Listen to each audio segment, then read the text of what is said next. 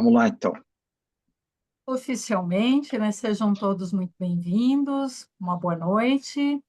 Eu sou Eliane Brinkmann, represento o Núcleo do Paraná e hoje estou aqui também representando a pasta da Educação da ICF Brasil, em mais um encontro aí de compartilhamento de conhecimentos, de um conjunto de webinários, com temas que foram bem relevantes aí, trabalhados no Congresso Internacional Latino-Americano, na Argentina, este ano, em Córdoba, onde se reuniu mais de 20 países.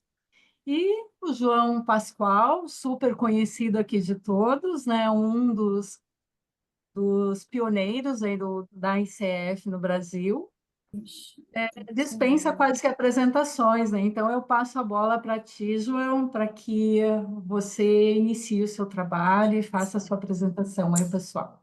Muito obrigada. Legal. Muito bem, então eu fui dando as boas-vindas para cada um que se conectou. Oficialmente, boa noite. Minha apresentação, eu costumo dizer que ela não é a das mais atraentes pelo assunto que trata, a ética, né? Mas é uma das minhas paixões. Eu tenho estudado há muitos anos ética e, como membro voluntário da ICF, aqui no Brasil, depois de um período desde 2008, que eu me voluntariei como participante mais efetivo da ICF, embora eu seja associado desde de 2005, eu tive uma incursão em me juntar a um grupo que se chama IRB, que é o Independent Review Board, que é o board que cuida dos assuntos de ética na ICF Global. E é um comitê bastante grande, pelo nome ele é independente, nós temos vida própria e total independência nos casos que nós consideramos. Então, como a Eliane disse, em maio, se eu não me engano, desse ano, nós participamos desse congresso, foi um congresso presencial lá em Córdoba, e eu fiz essa apresentação, então eu me ative aqui ao mesmo conteúdo, então peço desculpas. Quem já assistiu lá em Córdoba, algumas pessoas que estão aqui, estiveram lá, uh, ela tem algumas variantes de novidades que eu vou comentar aqui, e mais nada muito grande que mude tanto o conteúdo que eu apresentei lá em Córdoba. E para a Gilda, a gente já fez aqui com a Gilda, né? Eu fiz uma apresentação organizada pelo Comitê de Ética local aqui do Brasil, né? Então, ela tem algumas características também do fluxo e tal. Então, sem mais delongas, eu vou compartilhar a minha tela e começar a compartilhar o material que eu trouxe hoje aqui para vocês. Vamos ver se funciona direitinho. Se vocês puderem me falar. Opa, acho que saiu. Share de novo.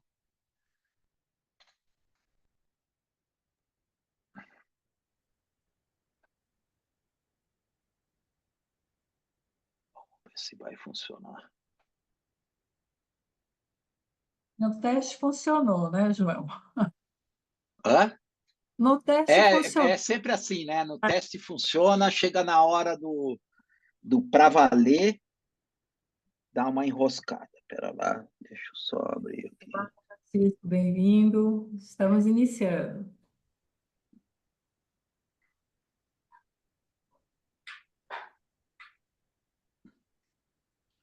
Ela, ela se auto fechou aqui.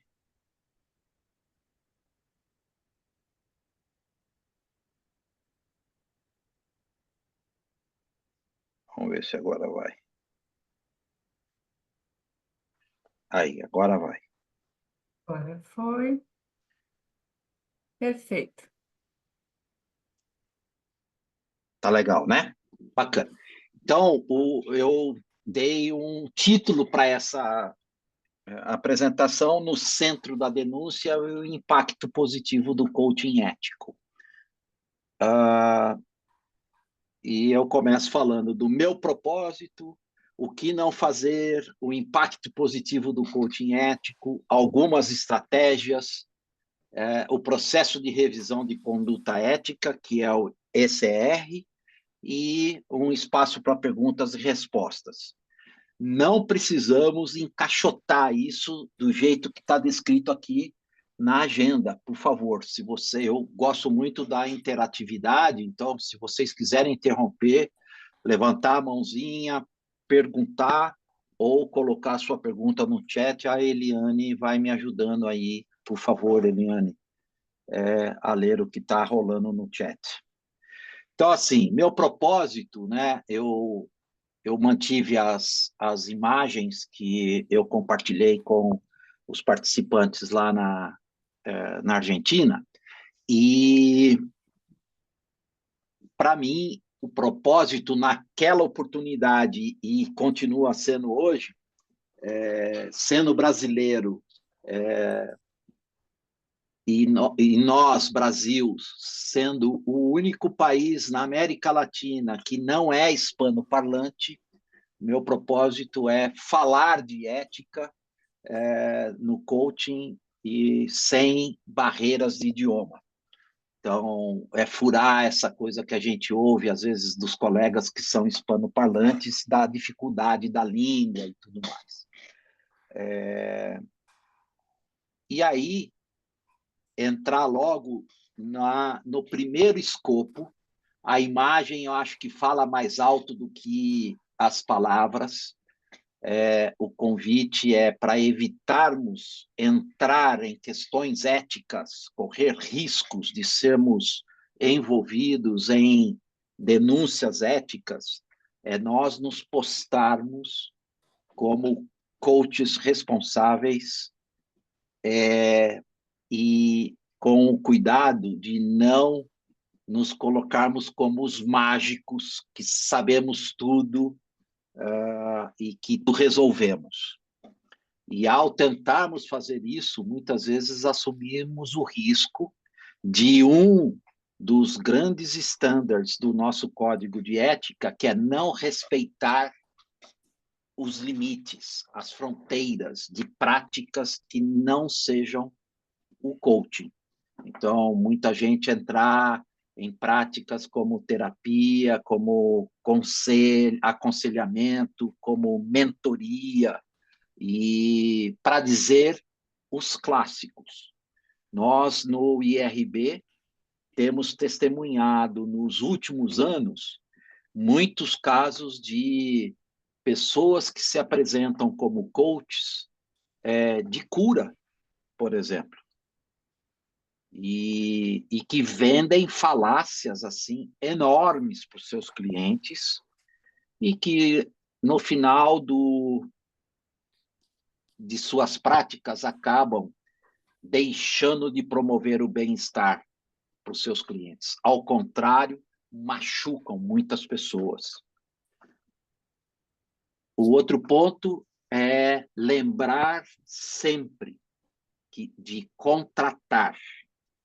Quando nós começamos, principalmente no ambiente de ICF, começamos os nossos treinamentos para nos tornarmos coaches, a gente sempre ouve isso, né? A parte do contrato é super importante. Então, aqui eu coloquei 3 vezes: contratar, contratar e contratar. Contratar e recontratar. Isso protege o seu cliente e protege a você como coach. Deixar as coisas claras. E se ao longo da jornada de um processo de coaching vocês perceberem que alguma coisa mudou, está na hora de recontratar. Exatamente.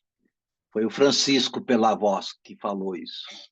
Reconheci tua voz aí. Bem-vindo. O próximo ponto é exercer dentro de suas competências. Então, já falei um pouco isso, né? Se você lê o código original, está escrito lá, respect the boundaries, né? Não venda o que você não é. Prefira sempre dizer o que você é e até onde você pode servir o seu cliente.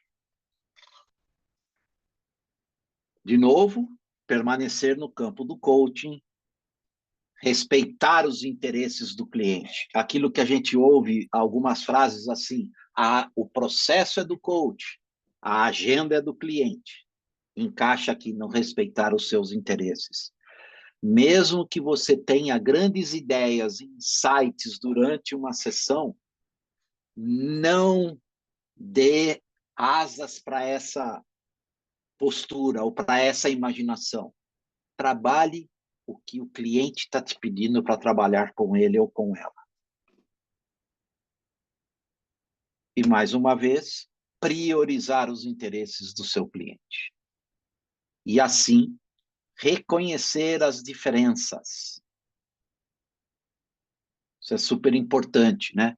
Tem no Código de Ética uma seção inteira que fala sobre o cuidado que nós, coaches, precisamos tomar para não exercermos ou passar a ideia de superioridade. A definição de coaching da ICF diz isso. É uma relação entre iguais. Nós não sabemos mais do que os nossos clientes.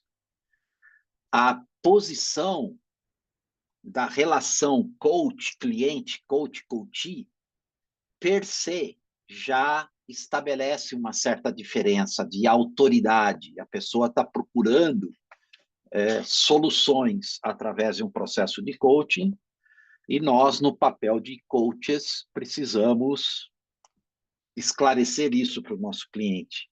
A gente nada mais somos do que facilitadores. Tudo bem até aqui, pessoal? Alguém quer fazer alguma observação ou alguma pergunta? Por favor, não se acanhem. Como eu disse, eu gosto da interatividade, me deixa mais à vontade aqui com vocês. Alguma coisa no chat? João, Sim. tem, Diga, Lindevani. é uma coisa assim muito simples, mas que ultimamente tem me gerado uma certa, um certo mínimo, um certo desconforto, mas tem tocado. O tempo inteiro a gente incorporou a ideia do coach-coachee. Uhum, E aí, com a reformulação, né, mais recentemente, hoje a abordagem deve ser cliente. Isso é isso. um dilema, porque assim, com aquelas empresas, né, com as quais a gente se relaciona já há algum tempo, então essa expressão, essa nomenclatura, incorporou de tal forma que quando a gente fala cliente, parece que ecoa nos ouvidos das pessoas como se eu estivesse oferecendo um outro tipo de abordagem, que não é, né? Então, Uhum, esse movimento de transição. Eu estou, na verdade, experimentando esse movimento de transição para uhum, abolir, né, a palavra coaching, e embora eu tenha um certo apreço, eu tenho uma relação afetiva com essa palavra coaching, que eu acho uhum, que retrata tão bem essa coisa do link, né, da conexão para cliente, que eu acho mais impessoal, mais frio, enfim. Eu estou fazendo minha cabeça. O que eu estou dizendo é que o dilema é que eu estou fazendo minha cabeça nesse momento para fazer a transição definitiva. Ainda estou, assim, fazendo um movimento híbrido. E aí, uhum. não sei se o fato disso estar acontecendo comigo, se isso também fere a ética. A gente não, eu julgo que não. Não, Não. absolutamente. Não. Essa é mais uma coisa dessas que acontece no mercado, né? Pela busca de uma linguagem mais inclusiva. por exemplo, né? Essa foi uma das tentativas ao se propor essa mudança de coaching para cliente. Mas é muito natural. Os próprios clientes contratantes, as empresas, as organizações, definem a pessoa que vai entrar no processo de coaching como coaching. É muito difícil a gente quebrar isso. É quase como... Outro dia eu estava facilitando um grupo numa grande empresa multinacional que teve o seu nome mudado. E o novo nome, depois de 4 anos, não pegou. Os próprios clientes dizem, mas eu falava com a empresa A. Você sabe onde está essa empresa? E normalmente naturalmente ela estava falando com aquela empresa que mudou de nome, né? Então são coisas que ora pegam bem, ora não pegam. É um bom ponto que você trouxe, embora você tenha falado, é simples, mas não é tão simples. E mesmo assim, eu que estou no dia a dia procurando usar as novas linguagens, as novas expressões, também me pego muitas vezes falando com o meu cliente contratante, né? O meu coach, e está tudo bem, isso não é problema nenhum, não fere absolutamente nenhuma questão, ou não chega a tocar em alguma questão ética, fique tranquila nisso. Como você se sentir melhor? Eu acho assim, exatamente o que está escrito nesse meu slide aqui, não fazer o mal, desde que não haja ninguém prejudicado nessa relação coach-cliente, coach-coachee, tá tudo bem. Tá bom? Perfeito. Francisco está com a mãozinha levantada. Vamos lá. João, primeiro, boa noite, tá? Boa noite. Se me permite, você estava falando aqui em reconhecer as diferenças, tá aqui no seu slide. E aí você falou da facilitação. O que você entende como processo de coaching e facilitação dentro do nosso código de ética? Tá. O que eu quis dizer, facilitação, é você não se colocar no papel de professor do seu cliente. Facilitar um processo da busca que esse cliente está te trazendo. Tá. Né? E sempre, e a gente sabe, no dia a dia, há cliente, há coaches que te pedem, puxa, mas, cara, eu estou perdido, eu preciso que você me dê uma dica, qual é o caminho, qual é a resposta, né? Se essa forma atende ao preceito e conceito de fazer o bem para o seu cliente, o ponto que pode tocar a ética é você dar a resposta, dar a solução, baseado numa experiência passada sua ou numa especialização sua profissional, né? Sem marcar um momento em que você tira o chapéu do coach e coloca o chapéu de qualquer outra prática ou profissão. Esse é o cuidado que a gente precisa tomar, que tem a ver com respeitar os limites, respeitar os interesses do seu cliente, priorizá-los e reconhecer as diferenças de carona. Vem para mim assim, uma forma mais ampliada de dizer não julgar o seu cliente. Eu sei que com vocês não acontece isso, mas comigo acontece muitas vezes o cliente trazer uma situação que para nós é óbvia. E vem à nossa cabeça assim, puxa, mas o cara não está enxergando tal coisa? A resposta é não, ele não está enxergando, senão ele não traria para a gente.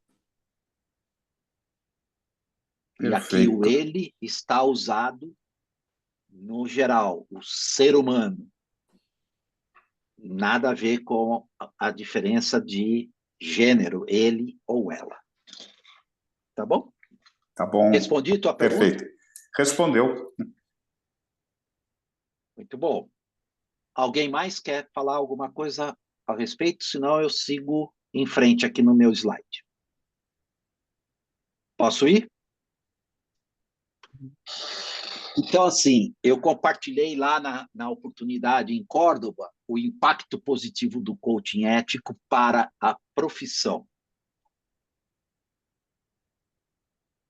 e para o coach e para o cliente. Então, assim, aqui, sem ser muito repetitivo, para o coach, ele constrói as relações de confiança, a credibilidade e a sua reputação. Promove o crescimento pessoal e a satisfação no seu trabalho. Isso dá segurança. Para mim, esse é o ponto do coaching ético, né? É eu poder dizer assim, desculpe, nisso eu não posso te servir. Nisso eu não sei te apoiar. Eu não tenho recursos para te apoiar. E aqui passa pelo que eu sempre falo da independência do coach. Mais e mais a gente tem visto casos no mundo que, por uma questão financeira, o profissional, o coach ou a coach, insistem em levar para frente um projeto, um processo de coaching, porque depende da grana que isso pode produzir, ao invés de ter a consciência de que ele ou ela, como coach, já não estão servindo o seu cliente como deveria ser. Né? Então, a gente saber e dar a liberdade na contratação, lembra do contratar, contratar, contratar, dizer ao seu cliente, quando você se der por servida ou servido, me diga, está na hora da gente, se eu não perceber isso, está na hora da gente encerrar a nossa relação coach-coachee, coach-cliente. Né? É isso que, para mim, o impacto é o impacto positivo que o coaching ético pode trazer para o cenário. E para o cliente, gera um espaço seguro e de apoio para a mudança, de confiança. Obviamente, no processo, isso vai sendo construído. Normalmente, aqui para a nossa prática no Brasil, o que o mercado faz? O mercado contratante, e mais as empresas estão praticando isso, oferecem para os seus colaboradores 2 ou 3 opções de coaches diferentes.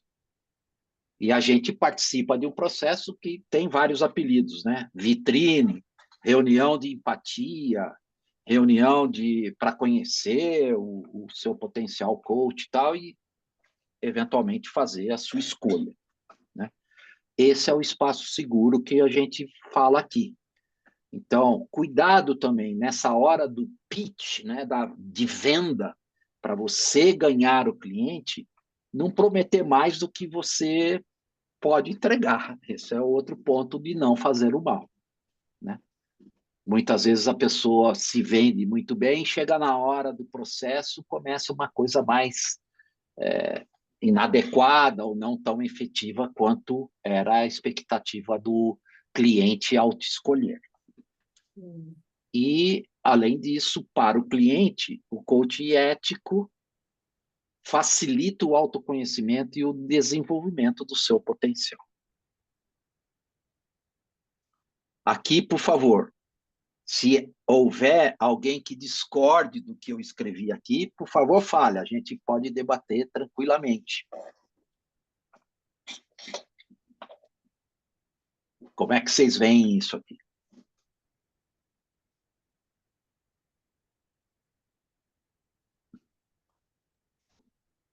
A turma está muito quietinha. Eu imagino que essa relação ela é tão recíproca, né, que a perspectiva de um lado também tem convergência com a cliente e coach, eles convergem, na verdade, né? Não vejo como nada, eu acho muito oportuna aí essa colocação que você fez, se aplica bastante. E eu acho que tem uma relação de liga muito grande, eu não consigo separar o joio do trigo, sabe? É como se para o coach e para o cliente, esses ganhos, né? É, esse impacto que você colocou positivo, ou ganhos ou contribuições, tem Uhum, um grau de convergência forte. Não são uhum, separados, não, eles se encontram mesmo no caminho. isso aí.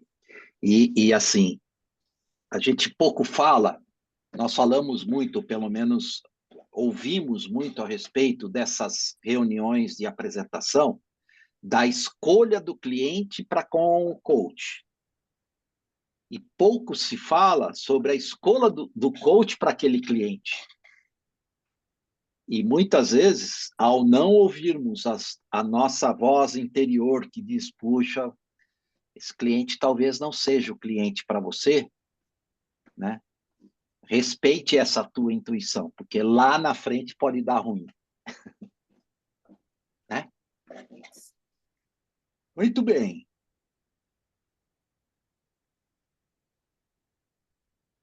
E aqui eu falo do impacto positivo do coaching ético para a profissão propriamente dita, né? E aqui, gente, tem um disclaimer para fazer. Eu mantive a palavra profissão, porque na Argentina, o meu conteúdo foi apresentado em espanhol, então lá na Argentina não é problema nenhum o coach se apresentar como profissional de coaching. Tá? No Brasil, eu procuro tomar o cuidado de falar a prática de coaching, porque todos aqui, eu acho, sabemos que há um ambiente de discussão no Brasil a respeito da possível profissionalização da nossa atividade e tudo mais. Então, ou prática ou atividade fica melhor nesse tempo que estamos vivendo aqui no Brasil com essas questões. Tá? Então, só um disclaimer. Sim, Gilda, você levantou a mãozinha. Eu só queria. Estou meio lenta aqui hoje, mas ainda é um comentário sobre o slide anterior e também, claro, né, aqui se fecha aqui também, que eu acho só chamar a atenção que a contribuição, o impacto também é a maturidade ética, né? A gente sempre fala muito sobre isso, do quanto Uhum, que a gente refletir, né, e praticar e se questionar e se colocar num lugar corajoso até de encarar um dilema ético, uma questão ética, o quanto que isso nos amadurece profissionalmente, nos eleva, né? E, consequentemente, eleva o mercado. É só isso que eu acho que é uma coisa de legal. É impacto. muito bom ponto e assim para explorar um pouco mais, compartilhar a experiência que a gente vivencia no IRB. Nós estamos falando de um comitê, eu vou adiantar um pouquinho mais para o fim da minha apresentação, eu mostro isso em mais detalhes, mas nós temos 25 participantes do comitê, representando 14 países. E isso não é por acaso, tem a ver exatamente com as nuances da maturidade ética nos diferentes países onde a ICF atua. Né? Por exemplo, algo que aqui não é uma questão tão, digamos, que carregue em si algum risco ético, principalmente aqui no Brasil, né? A gente mal conheceu a pessoa, nós estamos trocando abraços e beijos. Em alguns países, isso é inaceitável. Isso é avançar a linha amarela do que o código de ética chama de intimacy, a intimidade com o seu cliente, eventualmente, né? Então, nuances culturais, e como você bem disse, Gilda, da maturidade ética, é super importante quando nós estamos fora do nosso ambiente cultural e com clientes de outros países, né? A gente lembrar de conter esses hábitos e costumes que aqui são aceitos, que eventualmente não serão aceitos em outros lugares. Muito bom ponto, obrigado. Então, assim, para a profissão, fortalece a imagem e o reconhecimento do coaching como disciplina. Melhor para a nossa atividade ou a nossa prática, fortalece o coaching ético, fortalece a imagem e o reconhecimento do coaching como disciplina e promove a ética e os padrões de qualidade que o mercado precisa. E com isso, o grande impacto, na minha visão, é que o mercado vai se acomodar, positivamente falando, através do código de ética que a nossa prática, principalmente nós que pertencemos à ICF, temos como um arcabouço para gerir os nossos caminhos, né, a nossa jornada. Algumas estratégias para evitar estar no centro das denúncias éticas. Eu trago 3, há várias, né? Foi uma questão aqui de escolha para o tempo que eu tinha lá e o tempo que eu tenho aqui. Primeiro, conhecer o código de ética da ICF. Estude a fundo o código e atualize seus conhecimentos regularmente. Tem um typo aqui do atualize. E lá em Córdoba, eu pedi para quem estava assistindo levantar a mão quem tinha lido o código de ética mais recentemente. Poucas mãos levantaram. Na realidade, eu fiz 2 perguntas. Quem conhecia o código de ética? Um certo número levantou a mão. E na segunda pergunta, quem leu mais recentemente? As mãos ficaram mais reduzidas, né? Então, assim, o código de ética, na minha visão, é como um bom livro. Você lê o livro, daqui a um tempo você relê esse livro, você vai encontrar coisas e vai perceber coisas que da primeira leitura você não percebeu. Por isso a importância. E aqui, quando a gente estava começando a nossa conversa hoje, ainda com poucas pessoas na sala, não tinha começado a apresentação, eu comentei, né, que logo mais, o ano que vem, abril do ano que vem, a ICF passa a adotar a versão revisada do Código de Ética. Se vocês se lembram, a cada 2 anos, né, a ICF procura fazer uma atualização. E dessa vez, nesse período de 2 anos, aconteceram tantas coisas no nosso mundo do coaching. Por exemplo, a chegada com força total das plataformas, né? Tem questões éticas que nós, como contratados das plataformas, precisamos prestar atenção. Por exemplo, entender quando a plataforma é contratada por uma empresa, o que ela prometeu para essa empresa? As plataformas normalmente não tocam nesse assunto. E aí nós somos, para quem trabalha com plataforma, é escolhido por um cliente ou por um coach que também não sabe qual foi a promessa, qual foi o contrato, qual foi o acordo entre a plataforma e a empresa que está propiciando aquela oportunidade para o executivo ou executiva. Nebulosa, né? Área cinzenta, que a gente precisa estar um pouquinho alerta aí. Então, a nova versão do código a nova versão não, a versão revisada do código vai trazer esse tipo de assunto.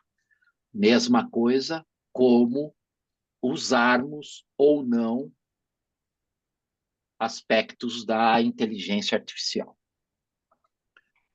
Aqui, de novo, eu insisto nessa estratégia de manter os limites claros. Estabeleça os seus limites profissionais e não cruze a linha com seus clientes. Né? Aqui, um cuidado, embora eu tenha falado no Brasil a questão cultural dos beijos e abraços, existem clientes que muitas vezes querem fazer a sessão no café da manhã, no almoço, né? É escolha de cada um. E meu aviso aqui, né, meu alerta para vocês é que a gente tome cuidado com isso, porque muitas vezes essa linha que eu menciono aqui nessa frase pode ser ultrapassada de uma forma perigosa, do cliente achar que você é amigo ou amiga e não coach. Né?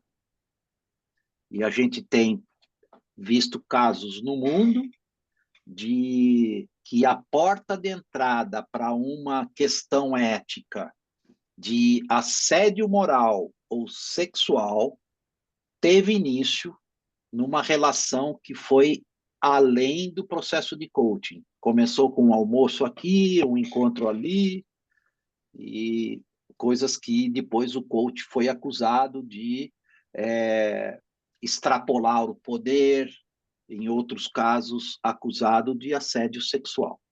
Né? Então, acusados e acusadas, tá? Tem dos dois lados. Então, é o alerta que eu faço aqui. Procurar se comunicar com total transparência, seja clara, honesto em suas comunicações com os clientes. Prestar atenção no como você verbaliza coisas, né, para não entrar em risco desnecessário. E manter as suas habilidades para nós no ambiente ICF, as nossas competências em contínuo desenvolvimento. O ambiente da ICF meio que leva a gente para isso, né? Webinars, artigos, leituras, treinamentos, e para quem tem a credencial ICF, os famosos CCEUs, que são canais de atualização das nossas competências, de nos atualizarmos com novas metodologias, esse tipo de coisa. E aqui, o fluxo que eu deixei em espanhol, porque ia me levar muito tempo para preparar a tradução em cada balãozinho desse. Então, assim, dessa forma, com essas estratégias básicas, não entrar no processo de revisão de conduta ética, que começa, se vocês estão vendo aqui meu cursor, na relação do reclamante, do denunciante, com a linha direta da ICF, o canal de reclamação da ICF, que é feito por uma dupla de pessoas contratadas da ICF, que participam também do IRB, né, do IRB, e que fazem a primeira conversa com o potencial reclamante. Né? Normalmente, isso acontece quando a pessoa já depositou o formulário de reclamação, que está disponível no nosso site, e tem uma série de perguntas que vai desafiando aquele potencial denunciante a pensar em todos os detalhes do que ele ou ela estão procurando depositar contra um coach ou uma coach. Como segundo passo, o formulário não avança, ou seja, a pessoa não pode transmitir o formulário para a ICF se ela não responde a um outro questionário que nós chamamos a árvore da decisão, que é uma planilha Excel que é binária, sim ou não. Tem uma pergunta lá que diz: o fato ocorreu dentro do ano, a partir dessa, anterior a essa reclamação que você vai depositar? A ICF, o IRB, não aceita casos com mais de um ano. Por exemplo, o fato ocorreu há 2 anos e a pessoa está querendo depositar a reclamação agora, isso não é aceito pela ICF. E aí, a partir das respostas, essa pessoa tem a confirmação que sim, o caso é mesmo para ela depositar a reclamação. E aí a setinha indica aqui que a denúncia é recebida. Numa segunda etapa, Sim, João, pode falar, Qual o por motivo de favor. ter esse período tão curto para se submeter uma denúncia? Período curto de 1 ano? Depende do que é curto, né? Pode ser curto para você e não tão curto para quem está envolvido no sistema. Essa foi uma decisão colegiada por indicação do departamento jurídico da ICF Global, porque havia muita coisa assim que eram aceitas, né, reclamações com mais de 1 ano, e quando a gente entrava, por exemplo, na fase de investigação, que é o quarto balãozinho que eu estou mostrando aqui no fluxo, o próprio reclamante já não tinha mais as informações, as provas ou as evidências daquilo que ela ou ele estavam reclamando. Então, depois de... O IRB tem 20 anos já de existência, né? Portanto, ele foi concebido com um pequeno grupo, como um piloto, tal, porque já existiam alguns casos, e aí a recomendação, pela experiência, de tanto as entrevistas, quando começa a investigação, com o reclamante ou com as testemunhas, né, com o próprio coach, objeto da reclamação, ou outras pessoas que estejam envolvidas no processo como testemunhas, elas já não se lembravam direito das datas e tudo mais. Então, isso foi o que ensejou a decisão de afunilar para trazer para um período máximo de 1 ano. Ok. Obrigado. Isso é o que tem hoje, né? E até o momento, a gente teve... Eu estou no IRB há 4 anos agora. Nesses 4 anos, eu vi um caso só de uma reclamação que tinha mais de 1 ano, que a pessoa tentou insistir que precisava e tudo mais. E aí, quando nós fomos dar ouvido, a gente atende, né, a pessoa, claro. Não é simplesmente, não aceita. Tem uma conversa. E durante a conversa, a gente detectou, com os detalhes que ela passou para a gente, que o caso já tinha sido considerado pelo IRB por uma outra parte. E ela não tinha conhecimento disso. Então, ao falarmos, sem abrir o nome dos envolvidos e tudo mais, a gente disse, olha, o seu caso, inclusive, já foi considerado e já houve providências tomadas e está encerrado o assunto. Esse foi o caso que eu tive acesso e conheci. Okay. Tudo bem? Respondi? Sim. Legal. Então, assim, o primeiro passo aqui é o staff com o leadership team, que somos 3 pessoas, a chair do board IRB, a vice, que é responsável pela logística e revisão dos relatórios, tanto de investigação como o relatório final, e eu, que sou vice-chair para a educação do comitê, do board, checamos se está tudo ok, se os passos foram tomados e tudo isso foi considerado dentro dos nossos parâmetros.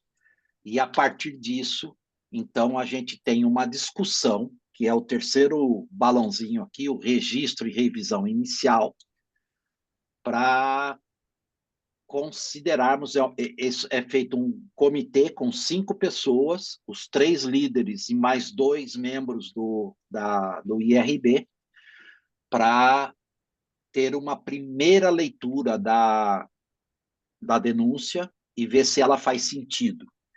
E, para fazer sentido, a pessoa coloca no formulário os padrões do código de ética que ela acha foram quebrados, né? Então, a gente considera isso, se isso faz sentido, passamos para investigação propriamente dita.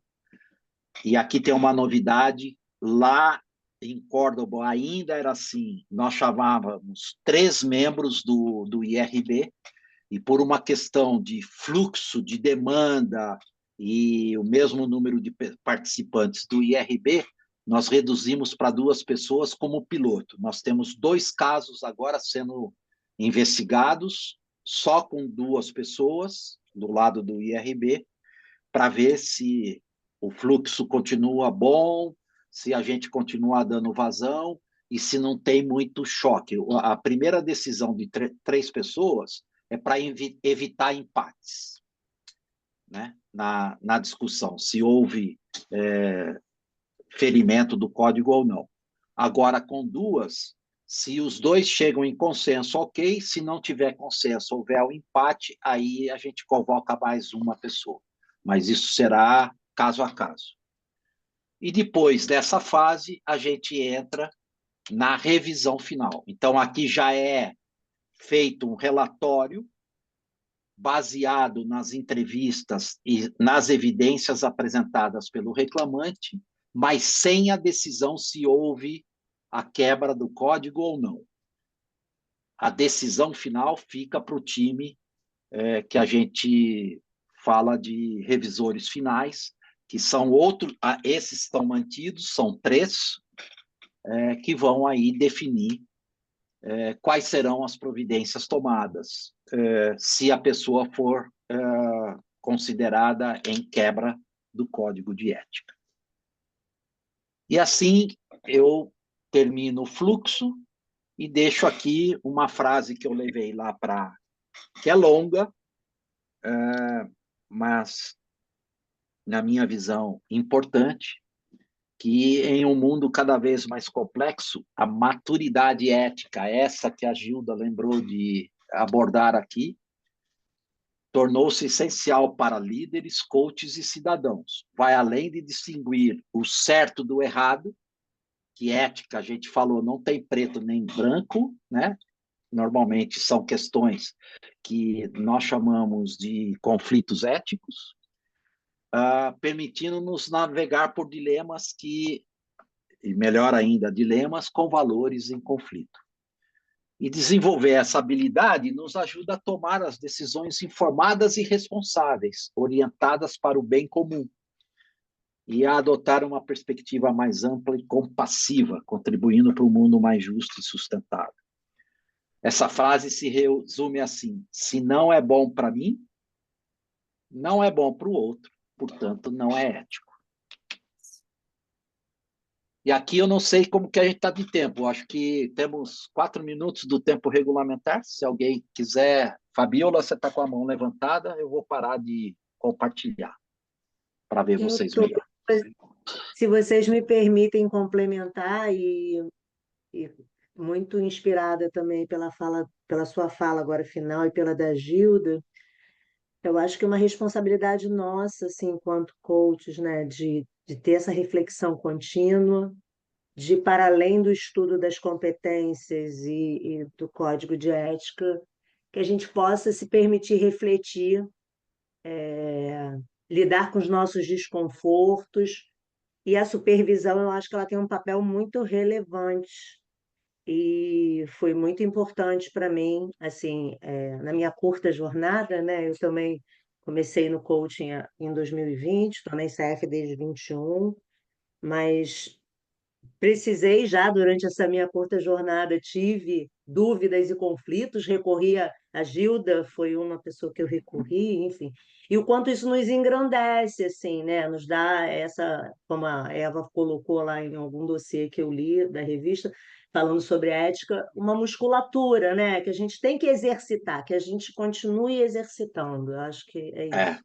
Obrigada pela é. apresentação.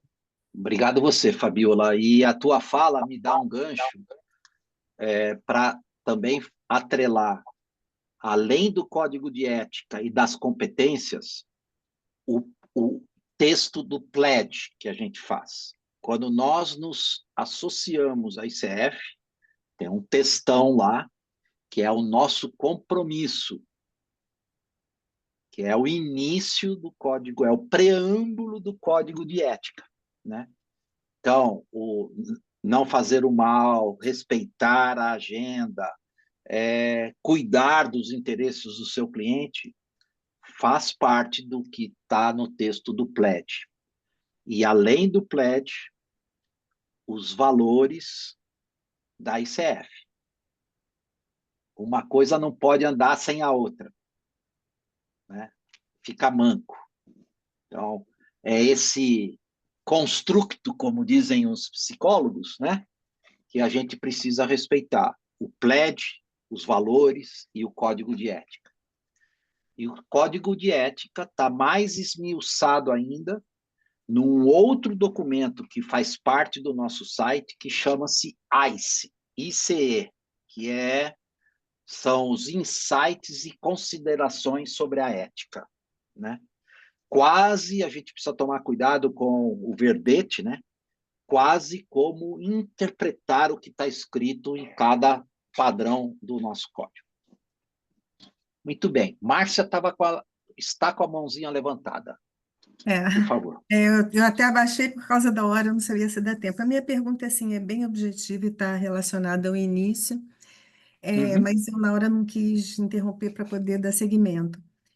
Quando você mencionou a questão do tira o chapéu, né, ou de mentor, enfim, agora você é o mentor, eu sempre fico com uma certa dúvida com relação a isso, assim, no meu entendimento, não se troca chapéu nenhum durante a sessão, mas eu posso estar enganada, por isso que eu estou perguntando.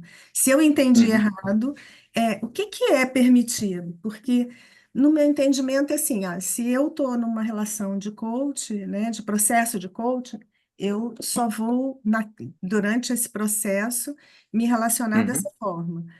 Muito bom ponto.